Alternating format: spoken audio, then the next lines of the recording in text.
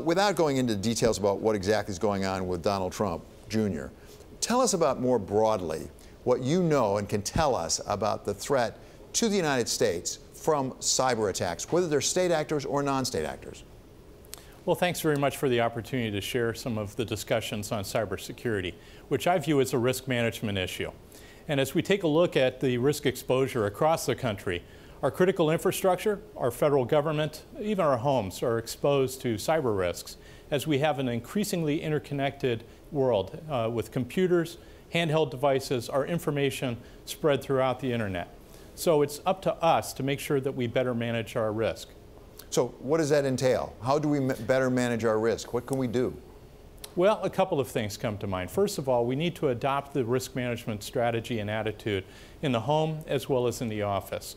And as we take a look at folks and information, folks try to seek competitive advantage by having greater information assets than others.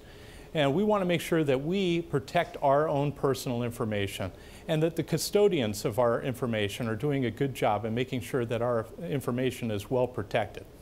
And as we take a look at our federal government, we want our government to be open and transparent while preserving our privacy, civil rights, and civil liberties. We don't want folks getting how should I put this? We want to make sure that they don't get access to the information that we want to have secure. So one of the suggestions that came out of the president after his meetings over there on the G20 was that maybe we should work with the Russians, maybe put together a joint task force to deal with cybersecurity. Now, there was a fair amount of ridicule of that suggestion, but was it such a bad idea? I mean, we have relationships with various rivals around the world to deal with things like nuclear weapons. Does it make sense to try to work with them on cybersecurity? Well, I believe that America is a country that is always trying to tear down walls and try to make sure that we have effective dialogue with countries around the world.